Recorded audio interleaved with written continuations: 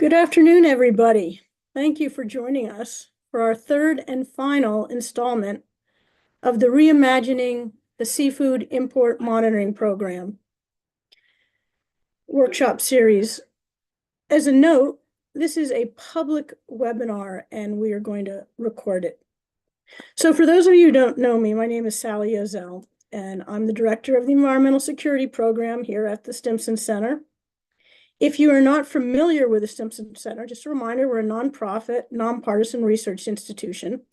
We're driven by our research to action model and work across a wide range of international security matters, including IUU fishing.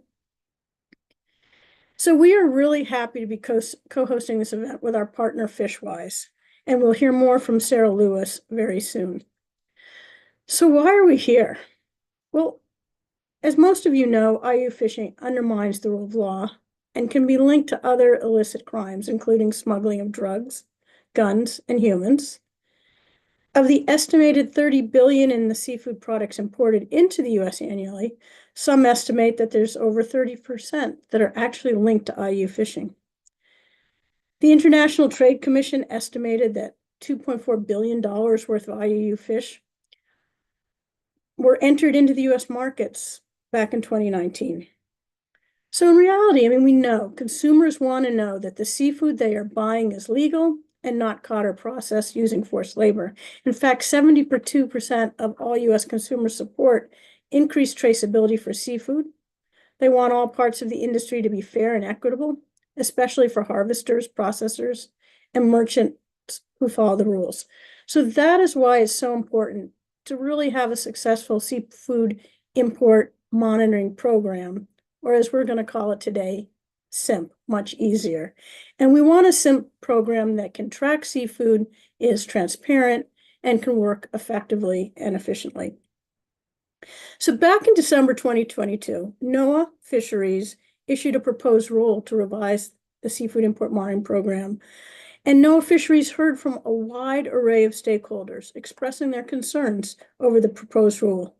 And about a year later, in November 2023, they withdrew the rule and announced that they would conduct a broad program review of SIMP to enhance and strengthen the program's overall impact and its effectiveness. In response to NOAA Fisheries' requests for public engagement and throughout its program review, the Stimson Center joined with FishWise, and we created a workshop series dubbed Reimagining SIMP. And we crowdsourced ideas and concepts of how to improve and broaden SIMP. And so the first workshop we hosted was last February, and we brought together over 80 government, industry, and NGO stakeholders in person to really think about and explore blue sky ideas on what a successful seafood import monitoring control program could look like. NOAA Fisheries was well represented alongside 7 other federal agencies. And then we had a second workshop, which took place in May. And again, a cross-section of interested stakeholders attended, exploring how, the first was what, and this was how to implement the ideas to improve and enhance SIMP. So the goal of this workshop series has really been to develop a framework for the future of SIMP through these facilitated stakeholder-led conversations with NOAA Fisheries, its interagency partners, seafood importers, retailers, fishers, processors, technologists, environmental organizations, and even representatives from the European Commission. Participants provided really great feedback on key questions important to NOAA Fisheries as they engage a much broader audience in their comprehensive review of SIMP. So today, I'm really pleased to launch the summary reports from the first workshop and the second workshop, and hope that these will serve as a valuable resource for all stakeholders. The summary reports are available on the Stimson Center's website, and the links will be shared via QR codes shortly in the slides. So let's talk about the agenda and what we're going to address today. So with the workshop 1 and 2 providing this comprehensive summary of the SIMP program, as I said, blue sky ideas for optimization and paths to implement, the question is, so what now? So for today's agenda, Before we get into the details of the first two reports, we're really lucky to have Emily Menashes, the Deputy Assistant Administrator for Operations at NOAA Fisheries, who has graciously offered to provide us with a few opening remarks to set the stage. After Emily, my co-host and colleague, Sarah Lewis, the Director of Programs at FishWise, and I will both summarize the key themes from the workshops 1 and 2. And these overviews will be followed by a federal government panel discussing the high-level takeaways from workshop 1 and 2, and how the agencies in the U.S. government can engage with SIMP and NOAA fisheries through this programmatic review going forward.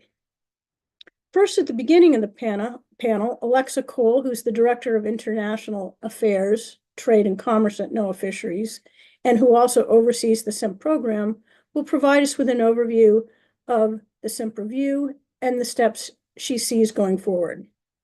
When Alexa is finished, we'll also hear from Virginia McPherson with the Office of Trade within the U.S. Customs and Border Protection. Then we'll hear from Ann Zollner, who is with the U.S. Department of Labor. And after Ann, we'll hear from Christy Grant, representing the U.S. Food and Drug Administration.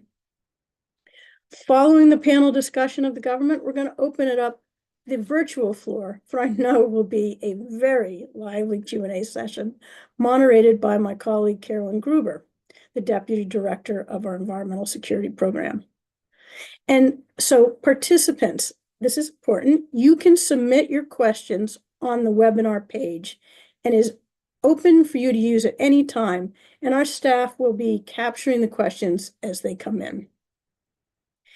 After the discussion and question and answer session, I'm really pleased that my longtime friend and colleague, Janet Coit, the NOAA Assistant Administrator for Fisheries, will close out the workshop with some thoughtful comments and her vision moving forward. So that is what we're going to do today. And let me now turn it over to Emily Menashes, the Deputy Assistant Administrator for Operations at NOAA Fisheries, to really get us going. Emily. Great. Thank you, Sally.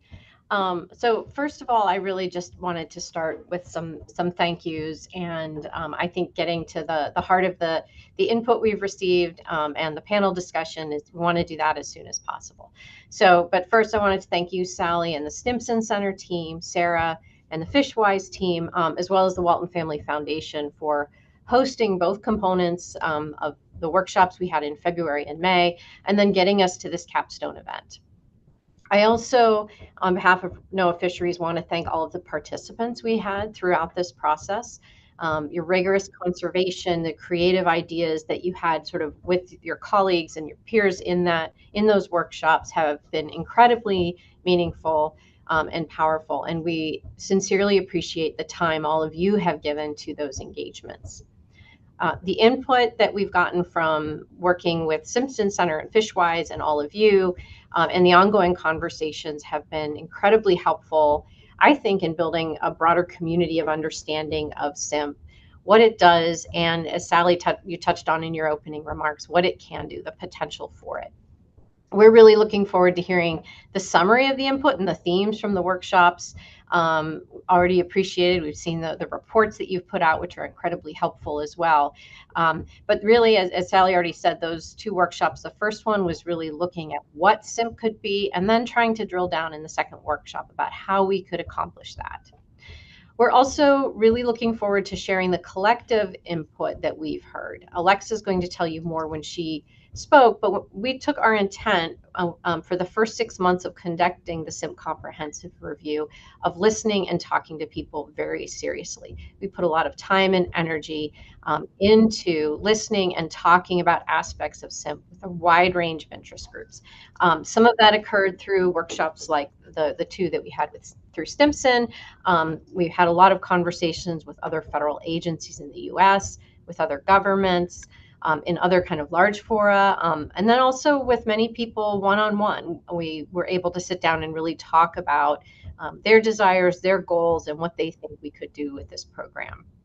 So Alexa will summarize some of that for you and also share with you a bit of sort of what we've been doing since the last workshop and what we are looking ahead to do.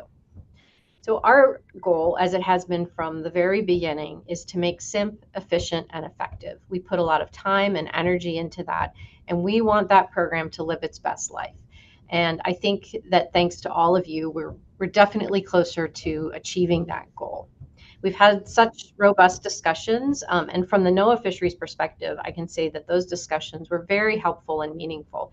We've learned a lot from all of you, and I think that we also feel like we've had the chance to educate as well about sort of the realities that we deal with SIMP, and within the broader structure of the responsibilities that we have within NOAA fisheries and with the U.S. government. So I really think there was a great back and forth, and a lot of education and a lot of creative ideas all around.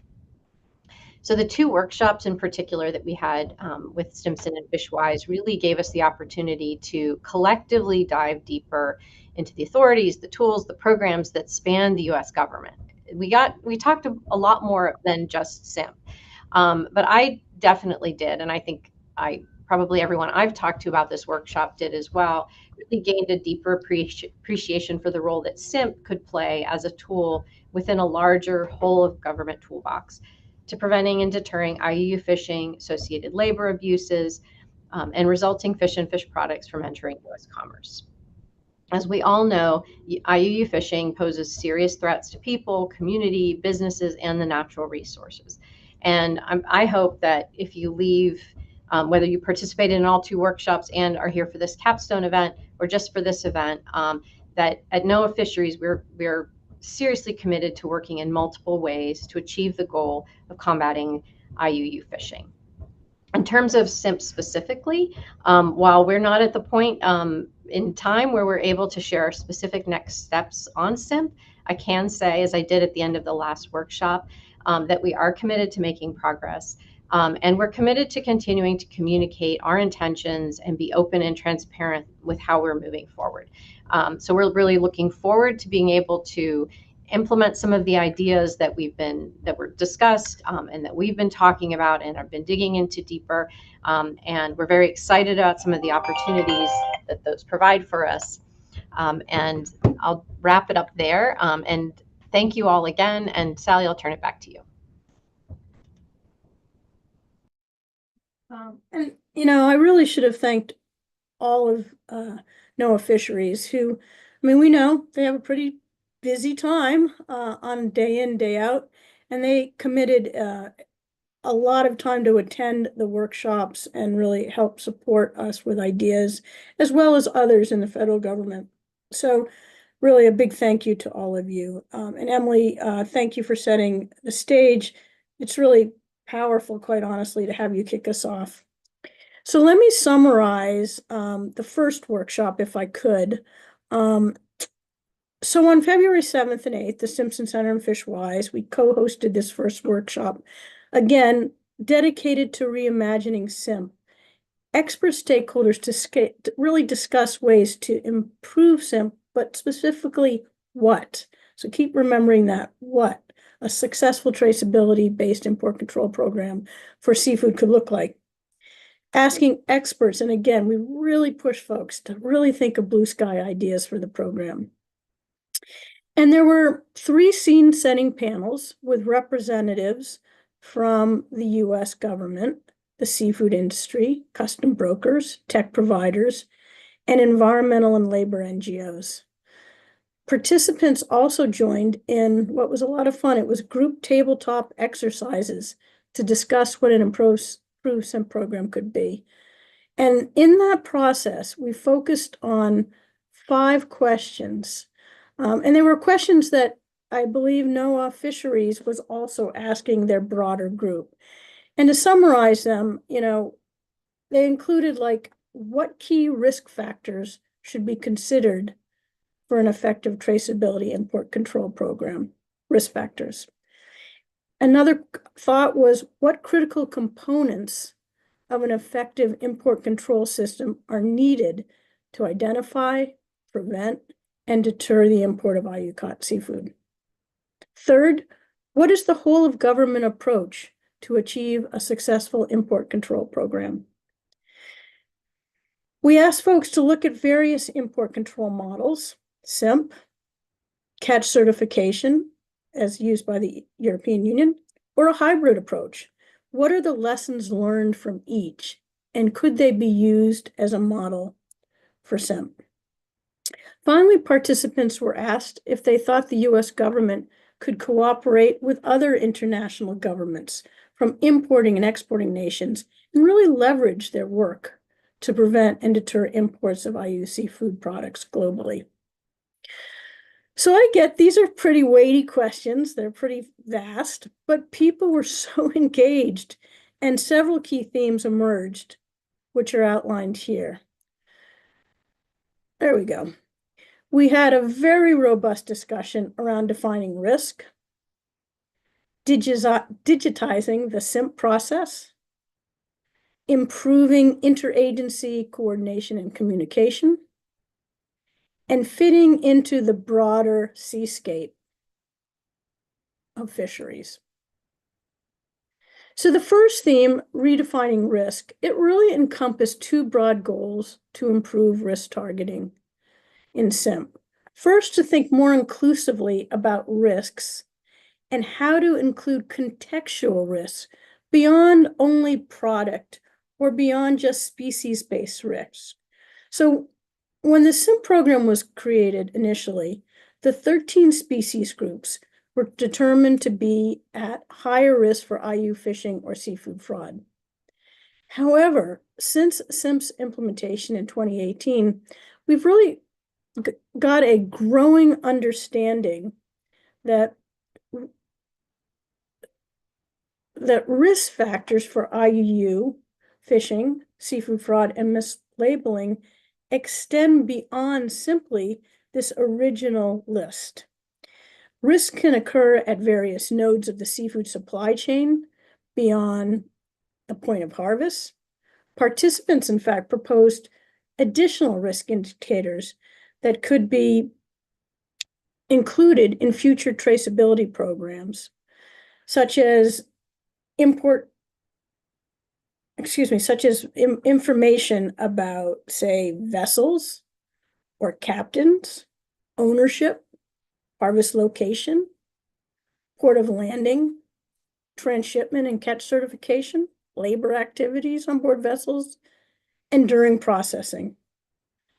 So it was a much broader, we really opened the aperture there. Other proposed contextual risk indicators, which refer to events, factors, and dynamics in the broader seascape that impact risks associated with seafood products, were discussed. So for example, EU carding status, or flags of convenience, or the status of the ratification of port state measures. Those were some of the areas and examples that were given. There was much discussion about how forced labor and human rights abuses are also a risk proxy for IU fishing and offer potential for enforcement. One speaker even noted that US producers cannot compete with foreign seafood caught and processed with forced labor, and linked SIMP key data elements, or as people like to call them, KDEs, and improvements to addressing forced labor concerns to be brought together. Second key theme was around digitizing the SIMP process, and it consisted of conversations around two main points. So if we could move to the slide on digitization. So first, there was a lot of discussion about moving beyond the current paper-based quasi-electric system of supply chain documentation to institutionalize true digitization. You may not know this, but today SIMP still processes paper and PDF documents. In 2023, for example, SIMP reviewed roughly 147,000 SIMP entries, almost 40% of all the seafood imports. And in its current electronic form, documentation is submitted as scanned PDFs of paper files, making it very easy for me to say, susceptible to mistakes and falsification. Additionally, this method prevents the implementation of technology that can perform risk analytics through machine learning and artificial intelligence, which we're all learning so much about. So workshop participants discuss how adding supply chain-wide digitization to the existing electronic system would really boost SIMP's processing and auditing capacity and capability and make it more efficient, which is not necessarily the case with a paper-based system. This point encompasses developing a dynamic and responsive import control program that can reflect new and emerging information. SIMP was initially developed, as I said, as a risk-based program to identify imported fish species at risk of being IUU. But it lacks that discrete risk analytics platform or program to really synthesize large quantities of data provided across the seafood industry. So there was a lot of discussion focused on other federal agencies that employ risk-based trade control programs, such as the Food and Drug Administration, who have their own automated risk targeting system. For example, FDA's Predict tool, which we'll hear more about from Christy, electronically screens all regulated shipments of food, drugs, and medical equipment using AI risk analytics to determine how lower risk products for import and higher risk products should be held for inspection. Predict actually now screens over 50 million imports annually. And adapted version of Predict was discussed by many participants as a potential predictive risk analytical tool that could enable SIMP to be more effective and risk-based.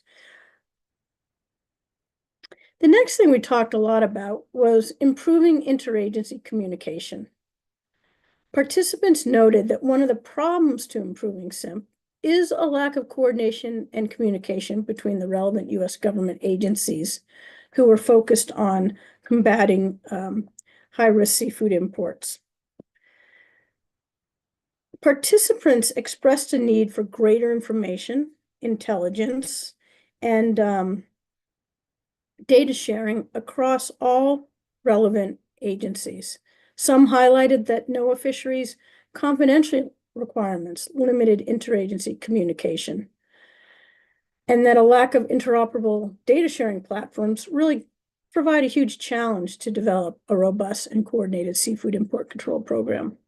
There were suggestions that improving IU data sharing agreements modeled around other interagency and public and private sector partnerships could facilitate information sharing. Even some discussed aggregating data. So a consistent theme was better communication, better coordination across U.S. agencies that can really help reduce the data collection redundancies which industry faces so often.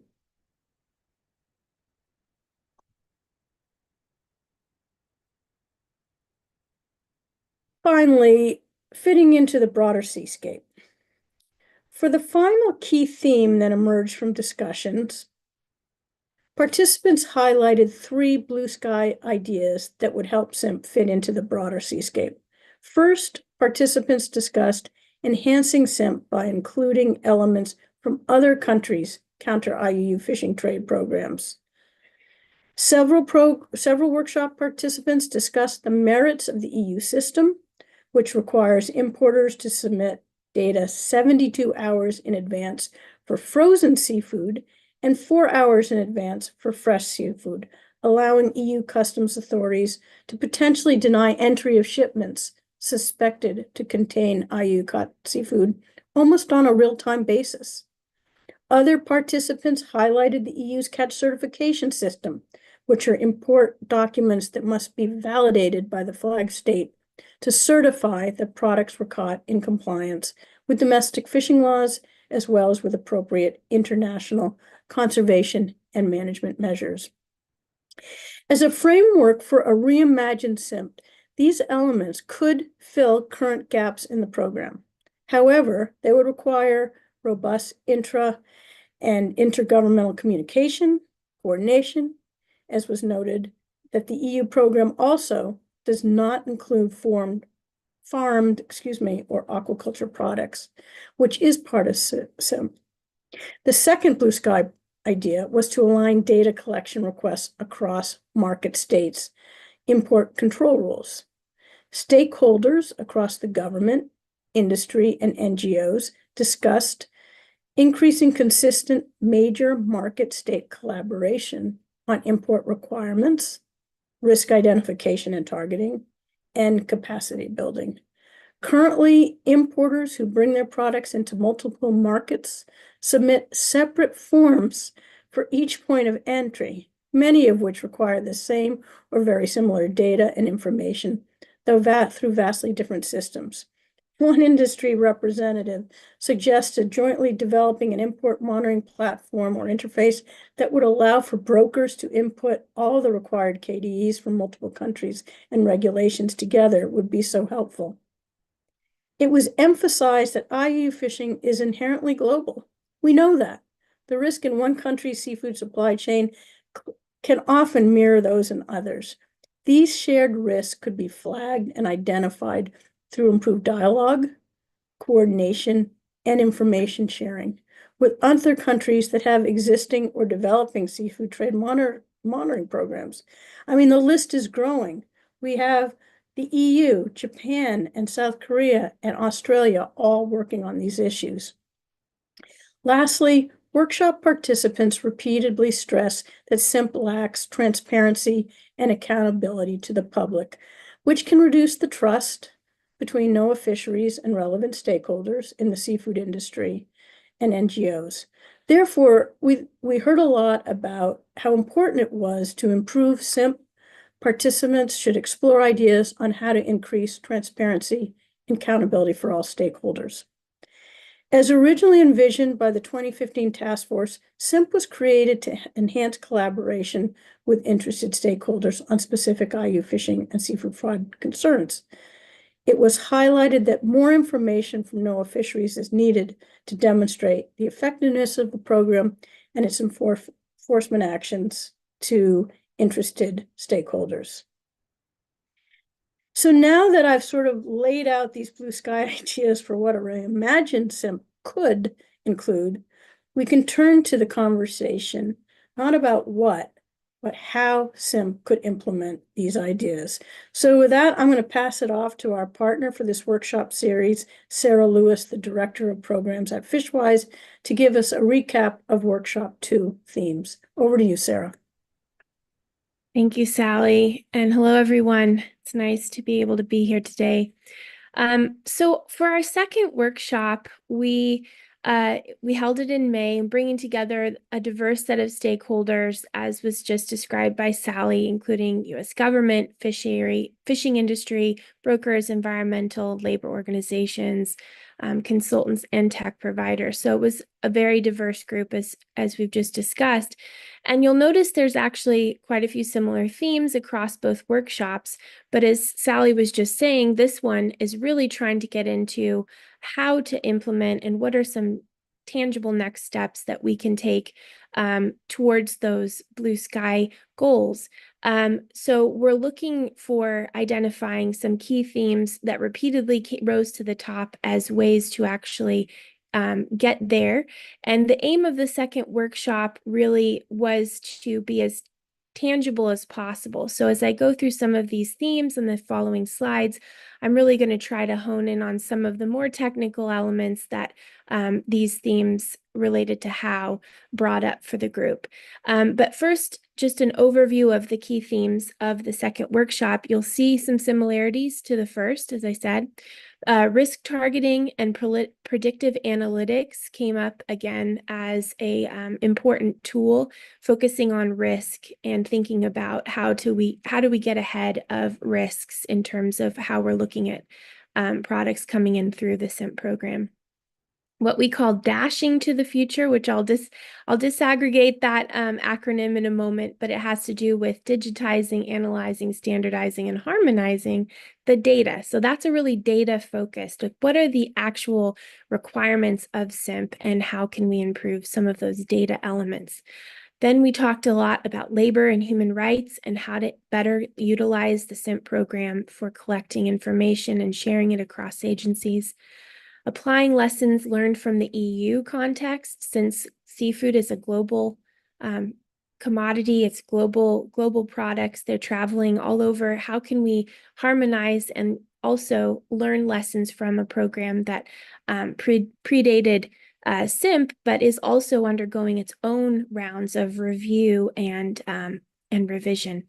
And then interagency communication and coordination. So how do we get specific about what we're looking to achieve within the federal family and how they can exchange information and work more effectively collaboratively? All right, so the next slide, please. So for risk targeting, our first theme here, we had the expanding understanding of IU fishing risks to include indirect and direct risks. So I just want to specify a little bit more clearly what we mean by that. Direct risks or product-related risks are ones that are inherent to the supply chain itself. So things that are happening within the specific product's production and manufacturing that entail risks. Then there's a broader umbrella of things that happen in the context around that. Things like risks related to the governance within a certain fishery, or certain activities that we know about related to human labor rights that are occurring in that context. So there's ways that we can, as the next light bulb explains, layer information to paint a more complex picture and comprehensive view of risks. So individually expanding the amount of risks and the types of risks that the program is considering in its work, but also layering those and looking for interrelated and interdependent risks that can help us understand the context that a product coming in through SIMP was produced within. Then we also, the third one here is to leverage existing tools. So Sally already mentioned some of these tools. There are quite a few data-specific tools, the FDA Predict system that's been mentioned, and we'll hear more about from Christy later. Also, the ACE platform, which is the platform with CBP where the data is actually entered in and shared across agencies. So ways that we can modernize and leverage these tools to support SIMP were discussed at length. Examples include, as I said before, integrating different types of risks and looking at them more predictively, as well as making the tool an intelligent tool. So GSDS is NOAA's Global Seafood Data System. So we'll hear more about that later today too. It's a way that NOAA is developing a data platform that can analyze risks for SIMP products.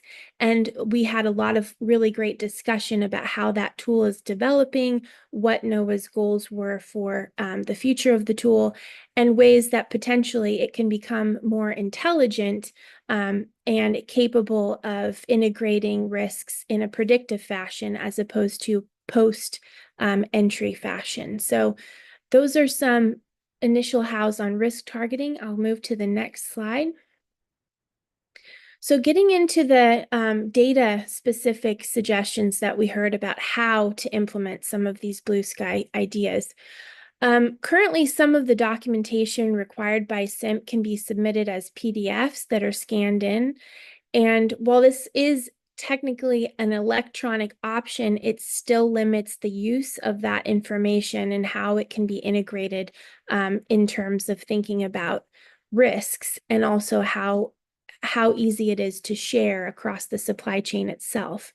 So fully digitizing the SIMP data submission process was an idea that came up quite often related to making the information more easily shared and more useful in terms of searching for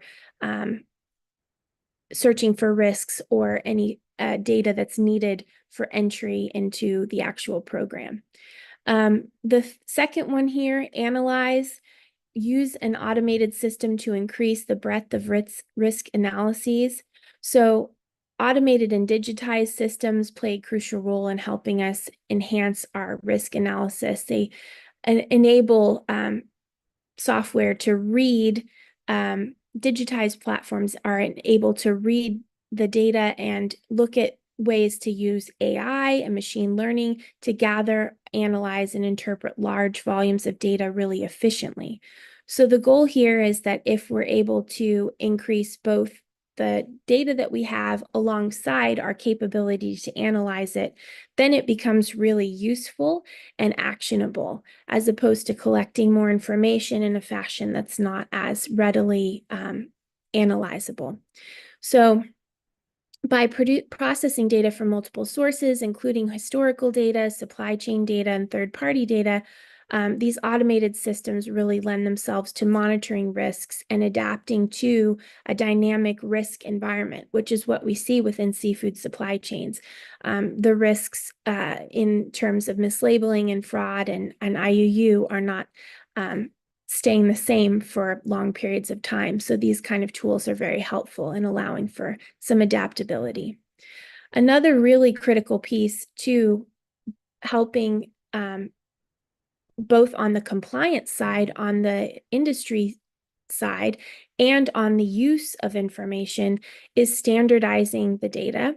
So a lot of participants highlighted that global food traceability practices they vary widely, and that private sector-led data standards like GDST and GS1 that are already in use would be helpful, where they apply to the requirements of the SIMP program.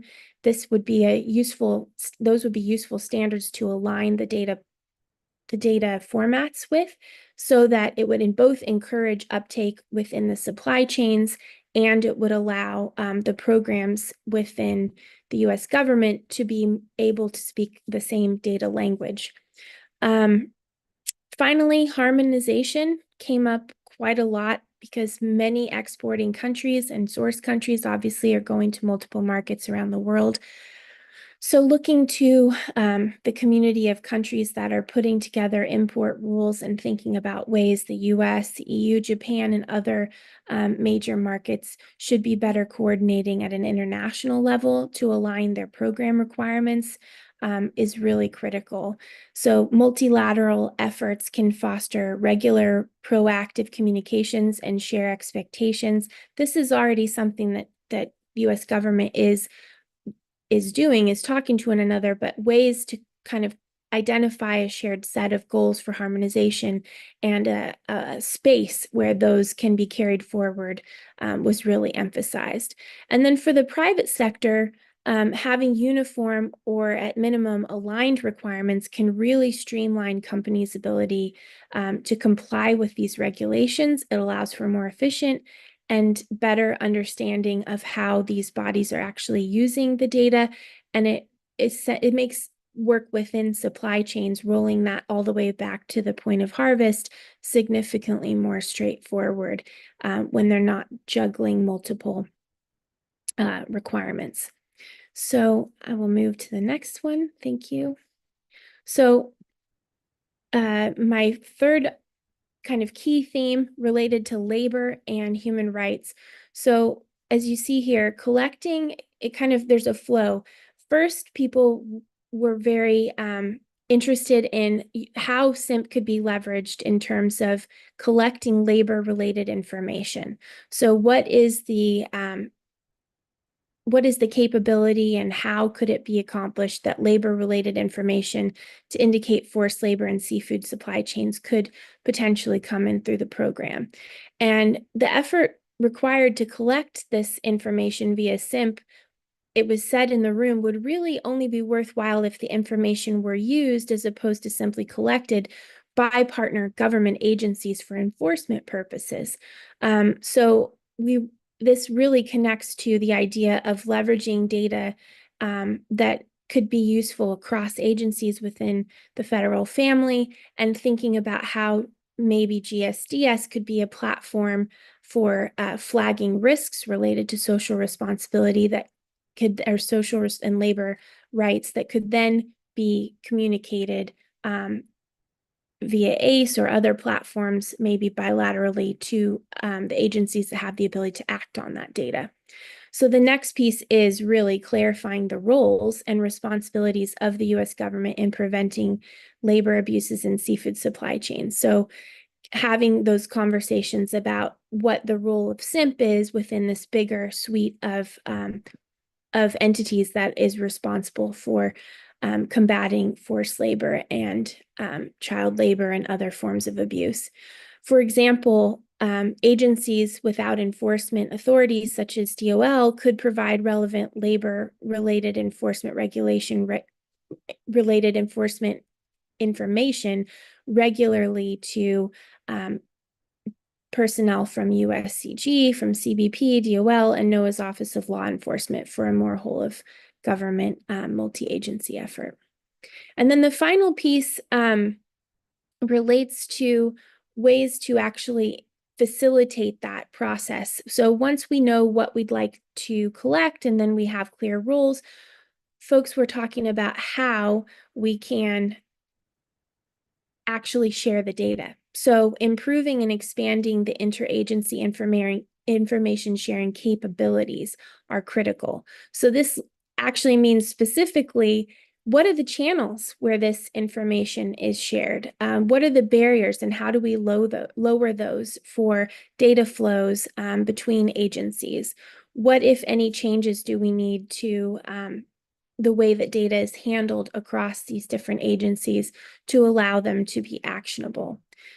So those were really, I think, critical in terms of making sure that we are cognizant of the use and the limitations in some cases to how information can flow from a trade program to other agencies. All right, next slide, please. Thanks.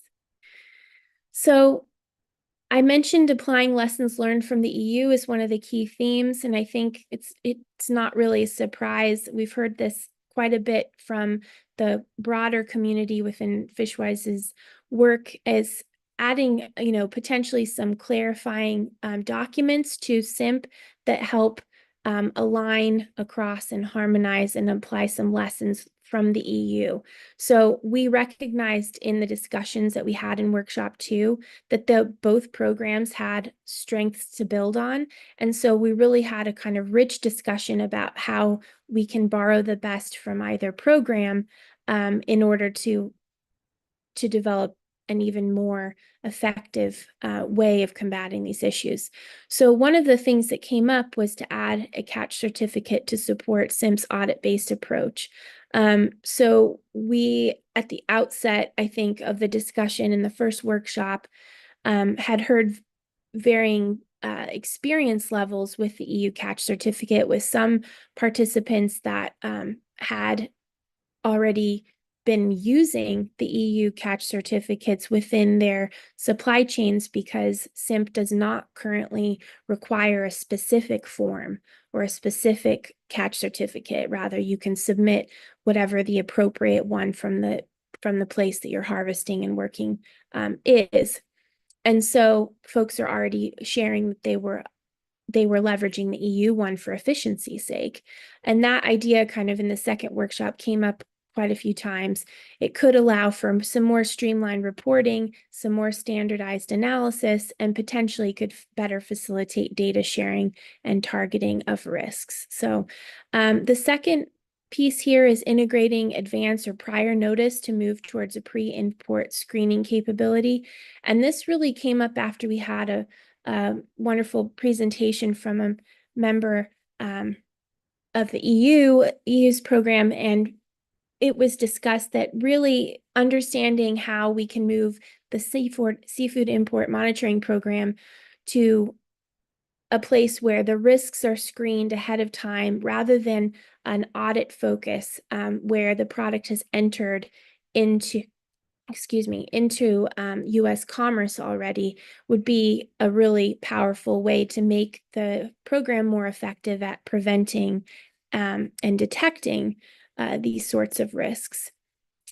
And lastly, I'll share the interagency coordination and communication. So with this one, I'll be brief because I think we've touched on this a little bit in the other slides already, really increasing the transparency and stakeholder engagement across this effort. And I think, the work that NOAA's been doing over the last period of taking on listening sessions and even participating in our workshop has certainly done a lot to help increase transparency on both sides, as we heard earlier in Emily's remarks. I think here the ask is specifically some of the lessons learned that are coming from the program. So regular substantive communications, press releases, webinars, website updates, reports, and updated guidance material, communicating those and kind of the lessons learned from this work more regularly or through a more aggregated site or platform is something that had come up repeatedly. And then how to support productive interagency partnerships, formalizing action-focused partnerships, and really looking at leveraging ones that already exist, such as Maritime SAFE and the Interagency Working Group, can really resolve some of the information sharing and enforcement challenges that are currently facing SIMP. So with that whirlwind through our second workshop, I just wanted to transition us over. Now that we've introduced and talked about this, I wanted to hand it over to Carolyn to introduce our next panel. I actually think I'm gonna take that for starters, and then I'll hand it back to Carolyn. Okay. Thanks, Sarah. Again, to everybody, we just went through a lot of detailed and technical information. So remember, there are 2 reports that outline these workshops summaries, and I really do urge that you check them out. But now I'm really excited because we have a terrific panel of government experts. And you know, I already introduced them, but let me just quickly run through. So we will have Alexa Cole, who's the Director of International Affairs, Trade and Commerce at NOAA Fisheries. Christy Grant, who is works for the Food and Drug Administration and runs their PREDICT program. Virginia McPherson, who is the Civil Enforcement Director at the Office of Trade at the U.S. Customs and Border Protection, and Ann Zollner, who is the Division Chief, Trade Policy and Negotiations at the U.S. Department of Labor. So before we go into all of the speakers, I'm going to give Alexa some time to really set the stage on where we're moving forward. So Alexa, if you could tell us more about this comprehensive review that you all have set out to do, set the stage for us. You know, we have some new faces or new people listening today. You know, tell us what you've been working on this summer and you know, give us a sense of the outreach of what the agency has been doing. Over to you, Alexa. Thanks very much, Sally, and thanks to you and Sarah for pulling us together here again in this sort of third workshop-ish compared to the in-person workshops. We really appreciate the opportunity, as Emily noted earlier, to sort of have access to such a large group of our stakeholders. As was indicated earlier, last fall, we made the decision to engage in this comprehensive review of the seafood import monitoring program. And we did it for a couple of different reasons, but Emily stole my line already that we felt like SIMP was not entirely living its best life. And as those who are running the program, we want it to. And we really felt like this is an important program, which we spend a lot of time, energy, and resources on, that industry stakeholders spend a lot of time complying with, and that we wanted to make sure that it was as meaningful and effective and impactful as we could, and that we were at a good stage in its development to take a moment and really do a deep dive into this. SIMP has always generated a lot of feedback from outside stakeholders, those who like it, those who don't like it, those who don't feel like it is as effective as it could be, those who'd like to see it be bigger or smaller or different. So we've gotten a lot of comments, but I think one of the things that we've been able to do through this comprehensive review, both in the workshops and in our engagements elsewise, is really be able to get down to a higher level of granularity in terms of the feedback on the program. You know, it is easy to sort of say, make it bigger, make it smaller, but really trying to understand and how that will help us, in fact, be a stronger, better, more impactful program has been a critical aspect of the review.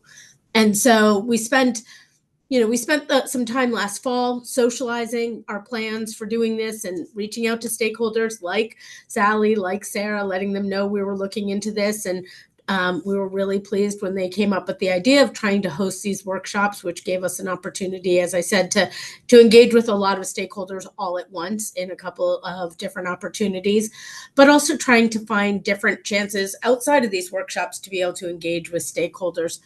We then really spent from January through May working hard on doing that kind of engagement. And we have, over the course of this comprehensive review, we have contacted and reached out to over 7,000 different stakeholders, including all of our international fisheries trade permit holders, seafood industry members, folks in the trade community. We've talked to folks in the academic community, a lot of NGOs, both on the labor side and the environmental side.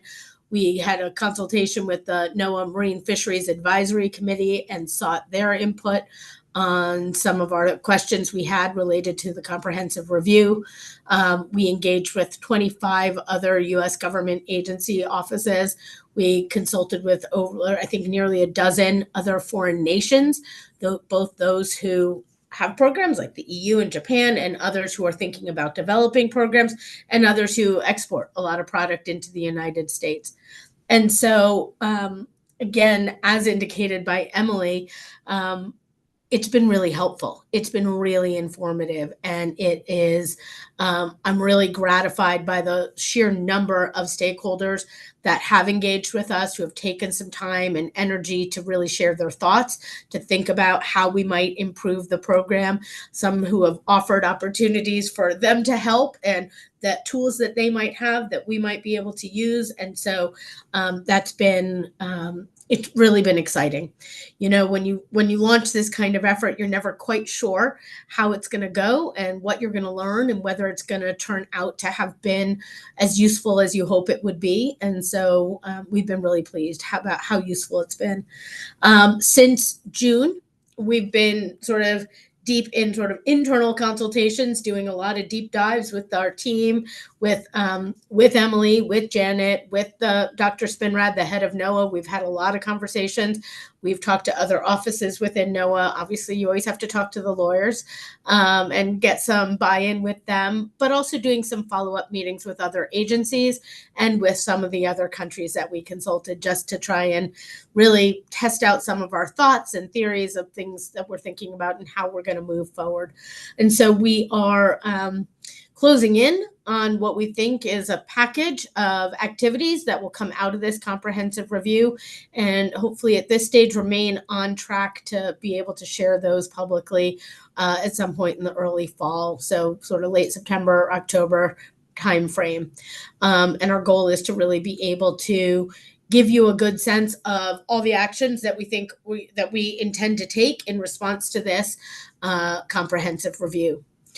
Before talking more about sort of how we move forward, I thought maybe I could share with you some of the themes that we've heard from our review. Obviously, you will hear there will be some similarities to what you just heard from Sally and Sarah, that what came out in the workshops, but because our review was broader than just these workshops, we wanted to give you a sense of what our sort of summary of that stakeholder input has been.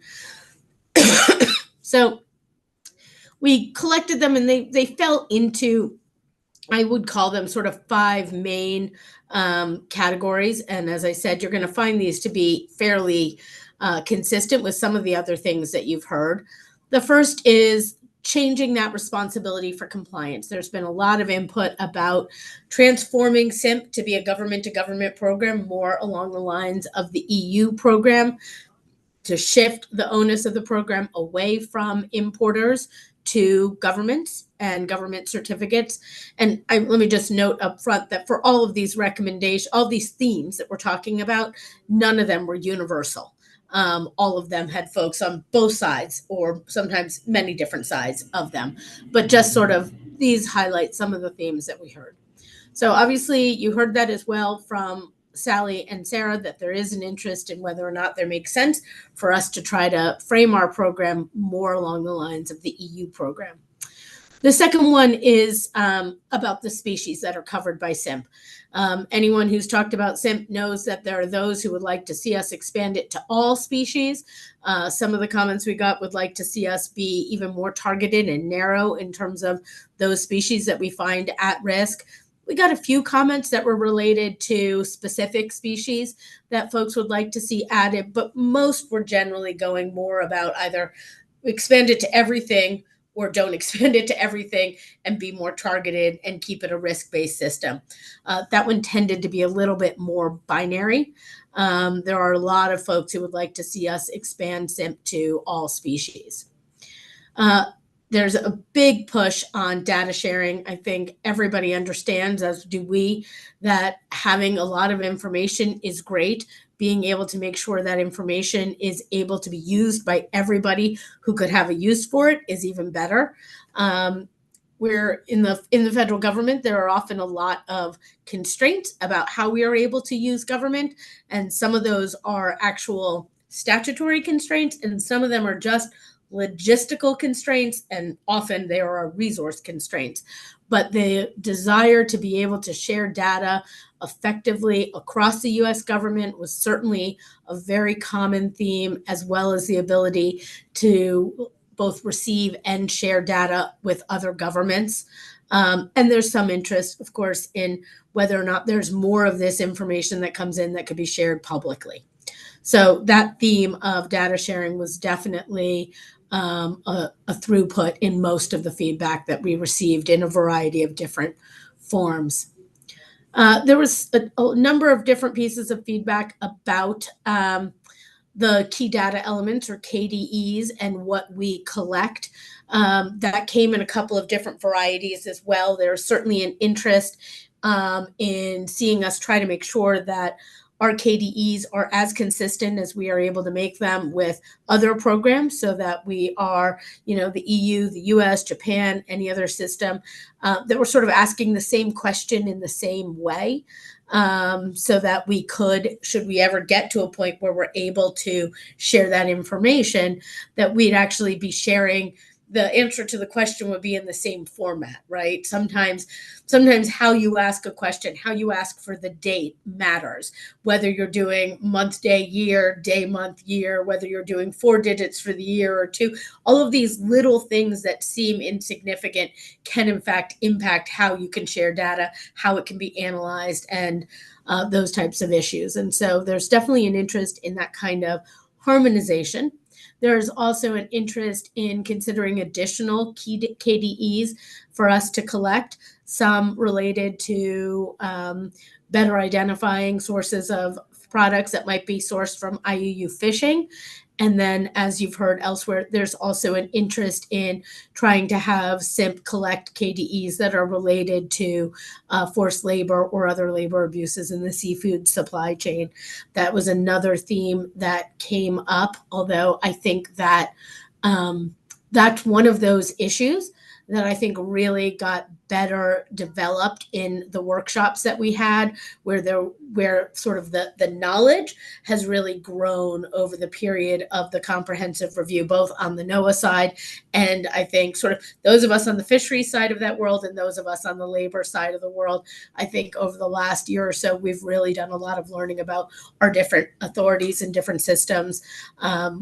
Our worlds are more different than we necessarily thought they were at the beginning, but through this and other initiatives, I think that we're a lot better informed and aligned and engaged than we've been in the past. So I think some of the feedback that we got there were sort of earlier in that curve, and then some of it was further along in that curve in that discussion. So we've seen some variations on that theme. And then finally, the last theme that we highlighted here is really thinking about changes to risk criteria and whether or not there should be additional risk factors that NOAA takes into account when it considers which species to include in SIMP. And that's, presuming that it remains as a risk-based system in the current type of form. And this was really one of the questions that NOAA came out of the box with first, of saying, this is one of the things that we were really focused on, is saying, are we sort of slicing the universe in the right way, just thinking about species, or should we be thinking about, species, but when they come from certain countries, or should we be thinking about all species from certain countries, or should the share of our market make a difference, or are there other factors? And so that's one of those questions that we got some feedback on it. We didn't get as much feedback on that, I think, as we perhaps expected, or as I expected at the beginning.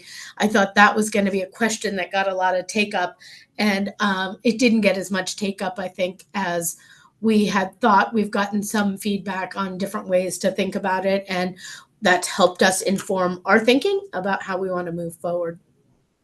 So those are the big themes. And so I think, as I say, those have been really helpful to help us think about our plans. And so next step from us will be to finalize that sort of our set of plans forward and to share those publicly, as I said, sort of late September, early October. Thanks, Sally. Great. Thank you so much, Alexa. And the good news is as you ran through your buckets, they're pretty similar to what we heard as well. And so that's exciting. Maybe slightly different names, but I think overall the same sort of issues. So what I'd like to do now is turn it over to our panelists. And I'm going to throw out a question for all of you. And perhaps, Virginia, you could go first, and then maybe Anne, and then Christy, and even Alexa, come back to you. I think one question I'm really curious about is, did any of the ideas from the workshop really were you surprised about? Did they surprise you? And are there any specific areas that you thought would come up that we missed? So, Virginia, if you don't mind, like, what surprised you most? And were there areas you think we missed? So I don't think that there's any areas that we missed. It was a very comprehensible, very enjoyable first two sessions, and the ideas ranged everything from sharing at the international level to improving very specific data elements. So there really wasn't anything that was missed. I think what surprised me the most was the willingness to provide data. So everyone is very willing to provide data to ensure that the seafood or fish that is being imported is being done in an ethical and a sustainable manner. And how we do that, how do we get to those data elements that really will ensure that and help us determine that, is what's going to be the most important. So no surprises. I think we had a lot of really great feedback, and we look forward to getting more feedback from this group, continuing these types of engagements, because really hearing from all of you and working in this interagency collaborative manner is the way that we're going to be able to get the data that we really need to ensure that goods are being imported that are sustainable and ethical. Great, thank you. Data, communications, working together, moving forward. I mean, that's just so helpful. Thank you. Anne, what about you? What do you think? Thanks, Sally.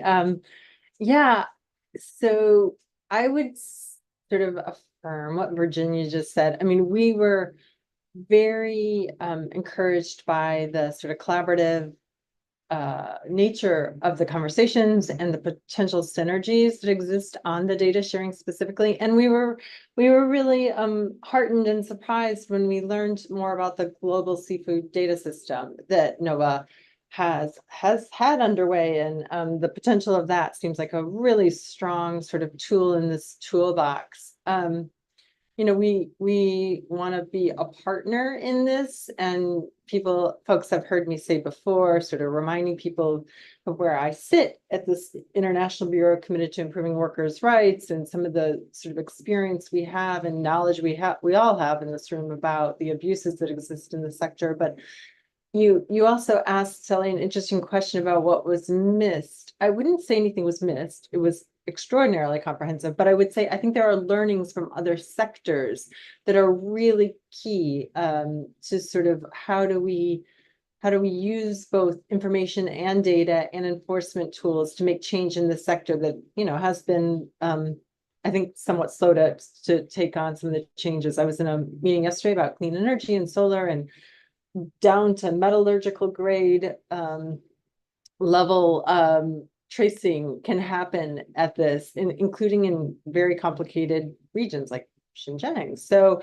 there are some learnings from other sectors that I think could be important for this sector, and it's going to be painful and difficult, but traceability is going to be really key to making change for the people who make up the human side of the supply chain. That makes so much sense. I mean, whether it's logging or minerals or, you know, other extracted resources, being able to really benefit from the lessons learned. Yeah, that makes a lot of sense. Well, you know, you mentioned the global seafood data system, which actually, Alexa, I was surprised you didn't go into too much, but I'm going to let Christy first sort of talk about analytics, risk analytics, and the work they've been doing at FDA, and ask the same question, you know, what were you most surprised about, Christy, and did we miss anything specifically? Thank you, Sally. So thank you guys for having me back. For Sally and Sarah, I'm excited to continue our discussion from the previous sessions. So hello for any new faces. I'm Christy Grant. I'm the project manager for Predict. It's the Imports Risk Assessment Screening Program with the FDA. I've been with the FDA Predict project as a consultant with Intellex for the last 15 years. And we do the targeting strategy and the operations day to day for FDA regulated products. So it's a daily balance between speed for commerce and safety for those of us that are feeling, you know, ourselves, our families, keep everybody safe. We're currently processing about 1 million lines a week, a little over. And each of those lines that we do that is, I mean, a fraction of a second, right? To be able to work that kind of load. So the ideas that surprised me, I think the importance and the role of forced labor in the discussion, the comments from Anne's previous presentation on the topic, it's outside of my expertise. It's outside of what we look at for Predict import screening. I found it really powerful to hear from all of you in the earlier sessions. And honestly, it feels like this very big, faraway problem. So incorporating it and some of the controls into SIMP seems like really challenging, but through some of the partnerships that we mentioned, the innovative problem solving, the discussions, really good working sessions that we had in the first couple meetings, I think all aimed at making some progress in there too is really inspiring. I don't think we missed anything. One thing we didn't really do a deep dive into, but we just touched on, was engaging in some kind of maybe pilot program. And Alexa kind of started talking about this, how half the room wanted to expand it to all, and the other half were like, no, it's already too big. So I was in the no, it's probably too big category, just based on my experience with Predict and FDA. So kind of narrowing down the scope, clearly defining the success matrix before unleashing it for all species. The benefits of this, the approach would be, you know, you can fine tune those risk indicators, the scoring, the feedback loop before you're really impacting imports in a significant way. And another benefit would be the identifying opportunities for automation, any gaps in the data source before you kind of go full-fledged, and it can be very time consuming, right, with all this data. So we're excited to continue to engage and for the next steps for SIMP. Thanks, Sally. Great, thanks. So being mindful of time, you know, I'd like to just sort of throw out one more question to everyone, and then I'm going to turn it over to Carolyn. And so if you guys could be brief, but, you know, we heard a lot of ways to improve the effectiveness of SIMP, but, you know, what in the conversations perhaps did you hear that are ideas that could be moved forward to make your job more actionable, whether it's enforcement or understanding information or risk or whatever? Was there anything specifically that you learned through these workshops that could help you make your job more actionable? And I'll just let anyone who wants to start.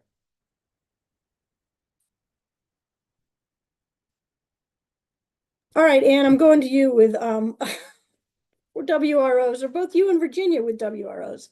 You know, tell us if you think there's information that could be helpful to make them more actionable. Right. I mean, we've outlined what we think could be KDEs that would get at sort of the proxies for the risk that we know. We know all too well that some of the dangers occur when people are forced to be out at sea for extraordinary lengths of time. So the fact that even in SIMP currently, there's no start date to the sort of vessel time strikes me as a very obvious, like, how long are vessels at sea? We also know risk factors, transshipments. So are vessels engaging in transshipments? We'd like to have more information about the people, again, on board these vessels. And again, it's not something that I think NOAA would be responsible for, but SIMP is a piece of the puzzle. It is uniquely positioned to collect this information that could then be used in this whole of government approach, whether it's through our CBP colleagues on WROs or ourselves and how we engage with other countries. We've had great experience with NOAA. For the first time ever, listed Taiwan and China. So we've had really powerful engagement with those countries on what they can do to make change in those sectors. So there's the sort of the availability and the whole of government approach that we all bring our resources and expertise and tools to bear to make this change is really exciting. And I see where the most potential exists. Thanks. Virginia, what do you think? I mean, withhold release orders, you have to work closely with labor to do that. What do you think? We do. We work very closely. And I think that the bigger theme is really, again, that underlying data. Withhold release orders are the result of an investigation that we've done to determine there is the potential for forced labor to be in that supply chain or to be occurring with that manufacturer. But that starts somewhere, right? That starts generally with an allegation. And CBP on our website, cbp.gov, there is an e-allegations platform, and you can submit allegations for us. And those are good starting points of where the investigation should begin. But in the end, it's the underlying data that we receive. Getting good data, getting correct data, getting data as early in the process as possible in order to make those sort of admissibility determinations and reviews before the goods get here. So it's the data, the underlying data, and working with our partner government agencies and you, the trade, to get that information to help us do our job.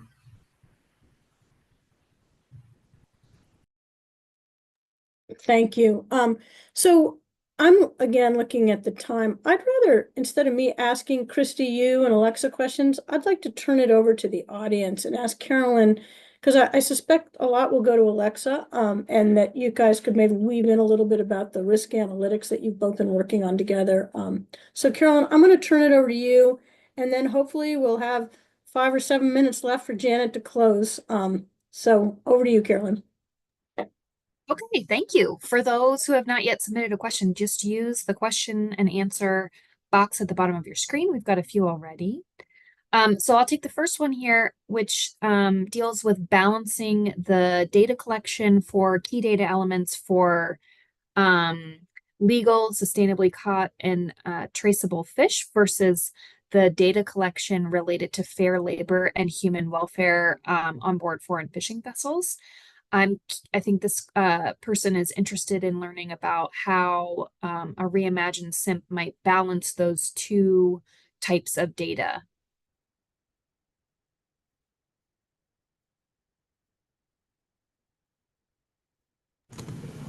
Did you want me to start on that? Yes, please. Thank you. Yeah, I mean, it's not too much a balancing, right? I mean, for SIMP, it's a matter of we collect a number of data elements.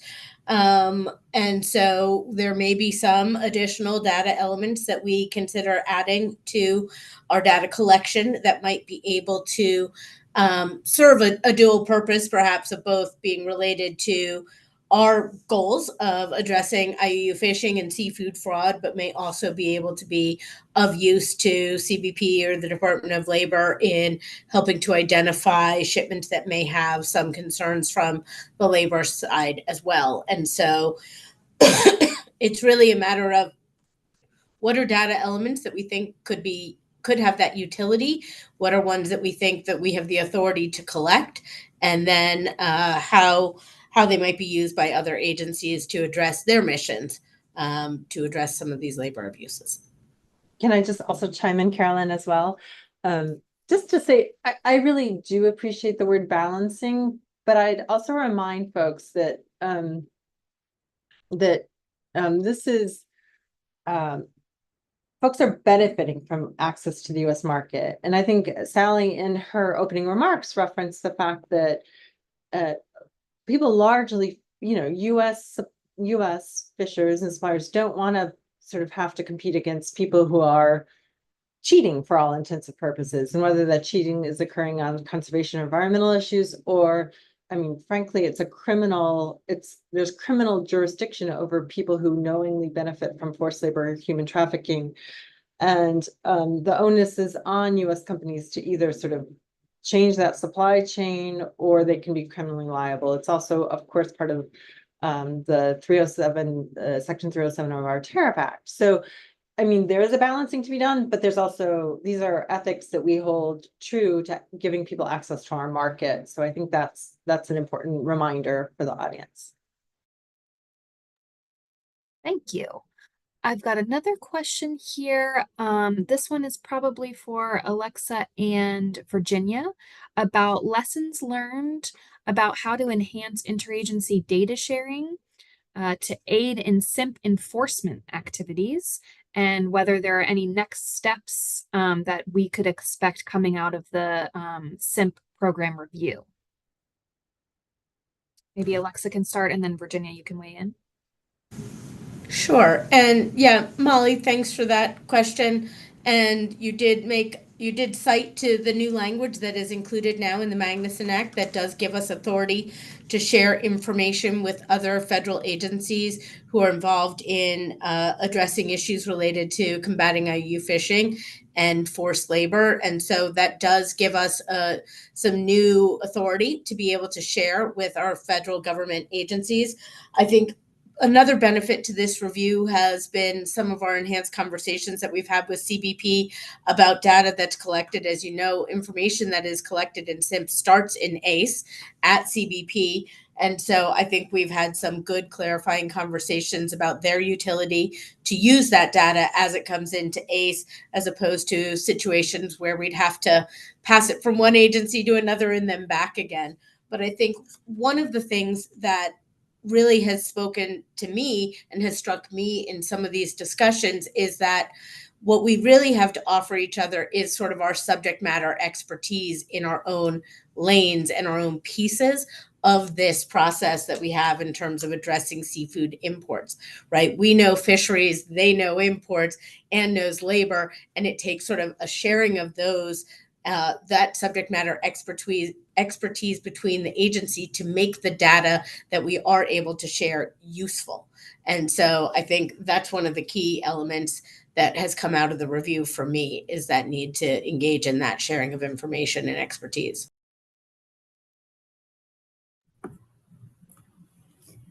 Thanks, Alexa. And, I agree. One of the best things to come out of this is, again, that relationship building. CBP and NOAA have worked very closely together for probably well before my career began at this agency.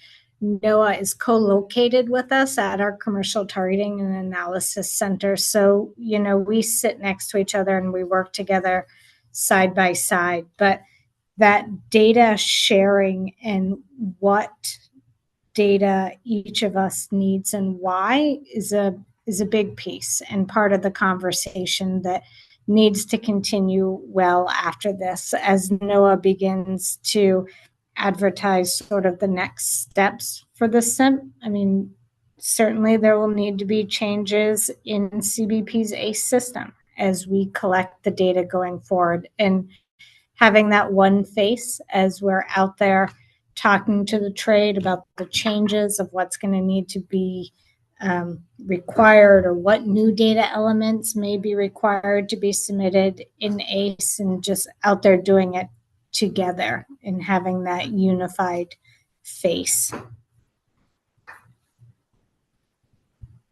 Thank you for those answers. I'll take 1 or 2 more questions, noting the time. We've got about 10 minutes left. I see a question here about importers and the role that they play in terms of transmitting documents rather than verifying documents. How do importers ensure that fisheries departments in foreign countries are able to analyze the data that they transmit for accuracy?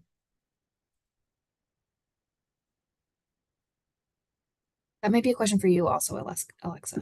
You're the star of the show today. Yeah. So, I mean, I think I understand the question from the perspective of the importer. It isn't really about the importer getting federal governments to verify the information. It's about the importer having knowledge and responsibility for the supply chain for the products that they're bringing into the US market.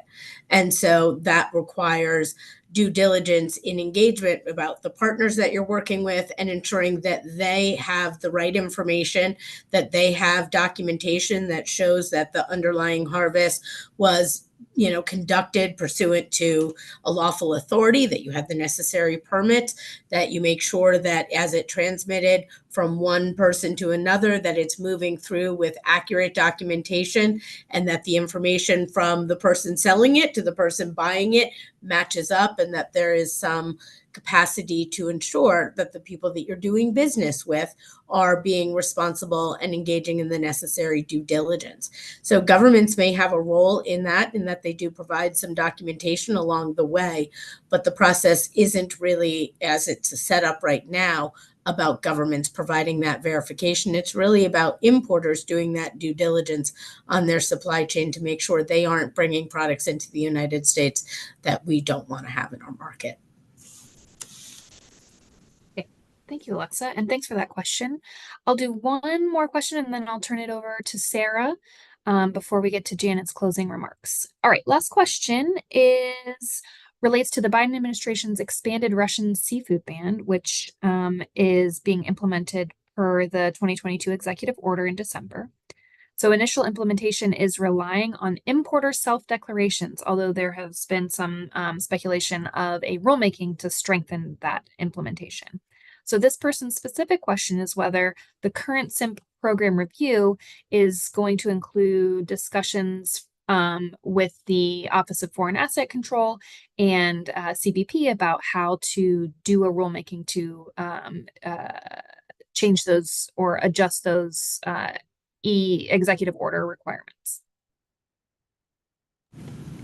Yeah, so maybe I'll start off, and Virginia may have things to add there. I mean, the SIMP comprehensive review is not focusing on the Russian seafood ban. That isn't one of the key issues there, but certainly we understand that there is the potential for SIMP data to be useful in the enforcement of the Russian seafood ban.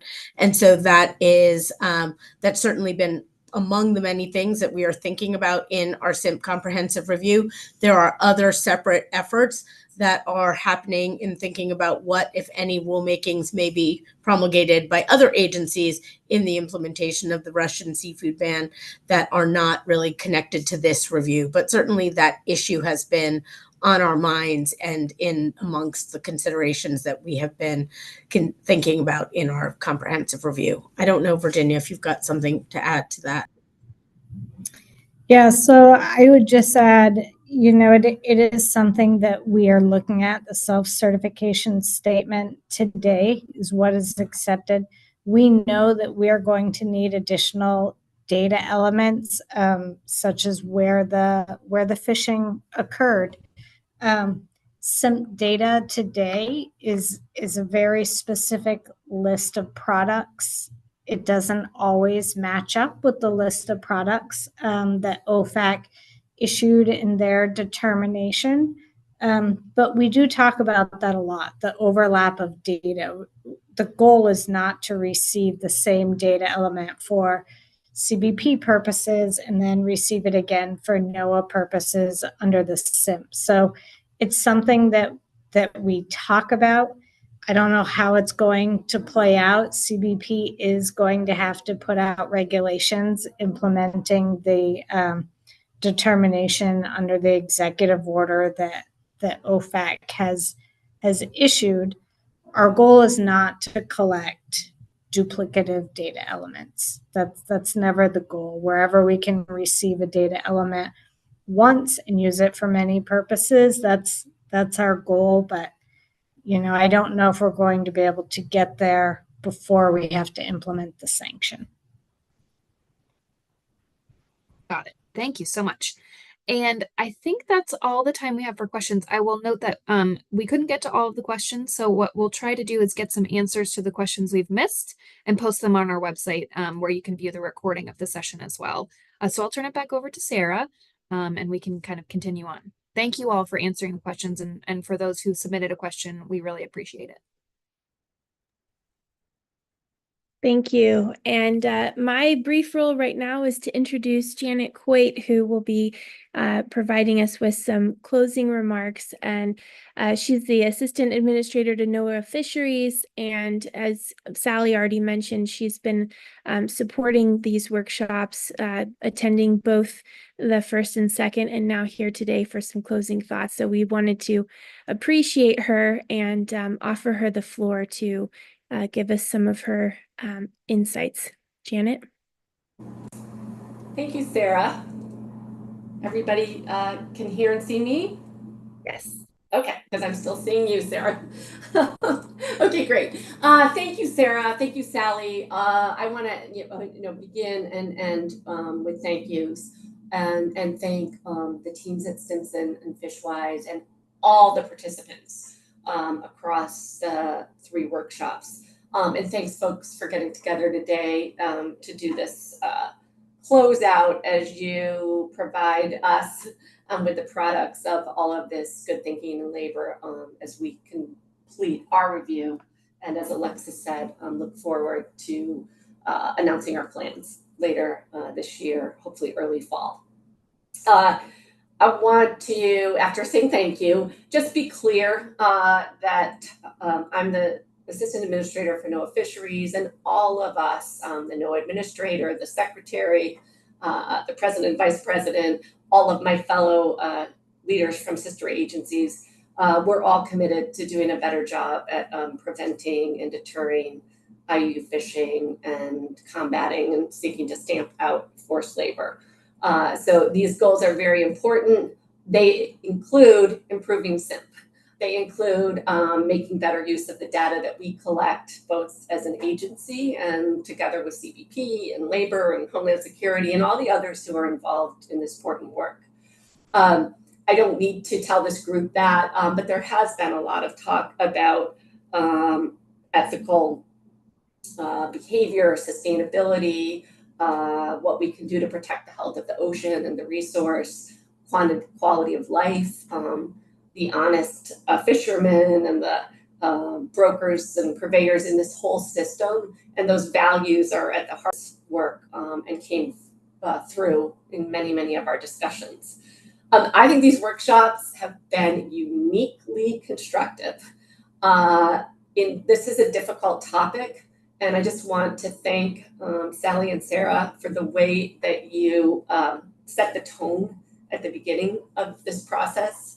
I think that we got into difficult issues in a really granular way. People came forward with their ideas and aired disagreements in a respectful way. And it was just one of the most useful set of engagements that many of us have participated in around this topic. So I just wanted to say well done. Thank you to everyone who's put all this time and effort in. In my view, there was tons of learning that went on during these respective sessions. And I think that was in all directions. I won't speak for anyone else, but I learned a lot. I think that and hope that everybody involved learned from one another, and that includes across the federal government. I can tell you that these conversations have inspired additional conversations across the federal government, and that we are actively meeting with our colleagues at CBP and Labor to pursue some of the issues that were brought forward, again, including how SIMP and the KDEs that we collect can be useful not just to NOAA fisheries, but can inspire action and provide evidence to other agencies who have authority. As Anne said today, and we have said many, many times, SIMP is a piece of the puzzle in combating IUU fishing and confronting and stamping out forced labor, addressing forced labor, making sure that it's not part of the supply chain in seafood products that we import. Those are all of government efforts. And it's something that the president put out a national security memo on, and that we have at NOAA Fisheries, as the leading agency on marine stewardship, have a large role in.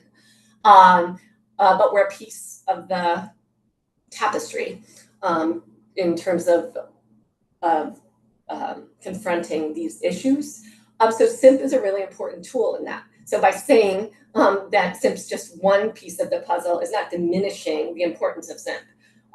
SIMP is important part of doing this, both for what we can do as an agency and how we can work with law enforcement, CBP, and other agencies, and combine it with their authorities. And these are ongoing discussions. We are putting a lot into this effort at NOAA Fisheries. Dr. Spinrad, the NOAA administrator, is very interested in regularly weighing in.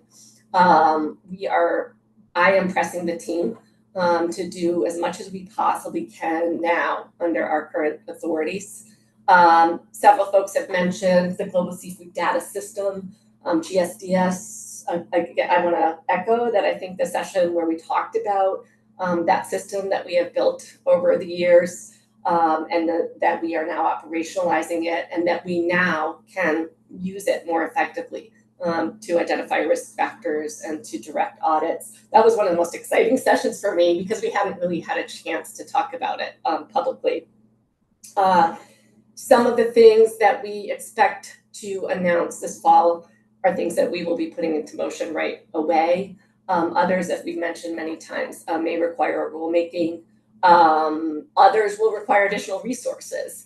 I've always thought, and I know several of you are of the like mind, that if we are confident and clear about what we can accomplish in terms of deterring and preventing the import of IUU fishing, fraudulent seafood, addressing forced labor, if we're confident and clear of what we need to take those actions, I think we can attract more resources because I think there's a universal revulsion at these illegal practices, and that people want to see, consumers want to see, all of us in the federal government want to see us do a better job, and everybody who participated in this workshop or these workshops.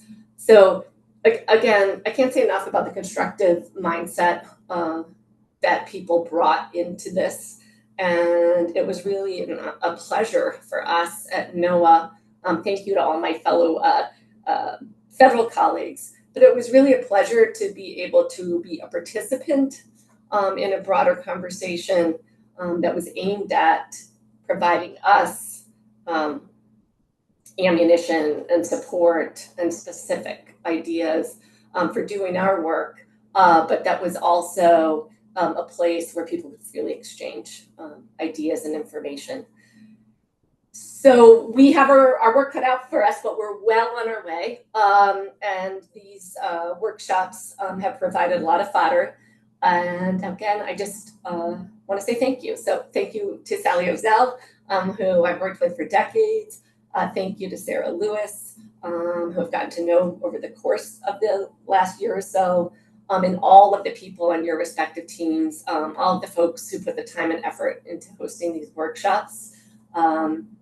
None of it will amount to a hill of beans if we don't come forward with some specific ideas for improving SIMP, and that's what we intend to do. So I want to also thank Emily, Alexa, and all of the folks at NOAA Fisheries who were participating with open hearts and providing information and putting the time and effort into really listening and looking to learn from others. So thank you. I'll turn it back to you, Sarah or Sally, to close out. Emily called this the capstone.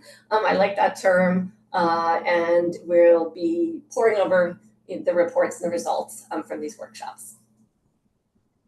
Thank you so much, Janet. And I just wanted you said a lot of the thank yous that we had that we wanted to say as well. So first of all, to yourself, thank you so much for your time. And it's always in high demand, and we really appreciated the support of you and your team and all the colleagues at NOAA, because that really made a big difference in terms of everyone else's ability to learn and exchange the ideas freely. And the trust that was really the collegiality and the trust that was built within the series of workshops among the participants from the government agencies, NOAA, and all the others, as well as the NGO community and the industry, I think was really notable. We were seeing a lot of mixing and conversations, and a lot of people that were really trying to get down to the pragmatic solutions. And so that was really special. Thank you all so much. I also want to thank everyone, all the panelists for today. All of them were also at the workshops and have been supporters the whole time we've been working on this. So thank you so much for your time. And to all of you who have joined us today, whether it's the first time you've been with us or whether or not you've been with us the whole time, we really appreciate the interest, and we would encourage you to continue to engage on these topics. Stimson and FishWise and our team certainly continue to plan to engage on this work and to support this community as best we can. If we can go to the next slide, I think we have actually the QR codes for the reports, which were also put in the chat. So you may have already downloaded them from the chat, but we did want to share the QR links for you all. And then we just wanted to say thank you. And if you have questions, comments, you want to stay engaged in this work, you want to be invited to future discussions or provide any resources or input to our thinking that we can also share along to the other folks that participated at NOAA and elsewhere, please get in touch with us. And I think, Sally, the teams, we're really grateful for this experience to get to have this discussion, and look forward to seeing where it leads with NOAA and the revised proposal. So thank you so much. And with that, I think we can say goodbye. Thanks, everybody.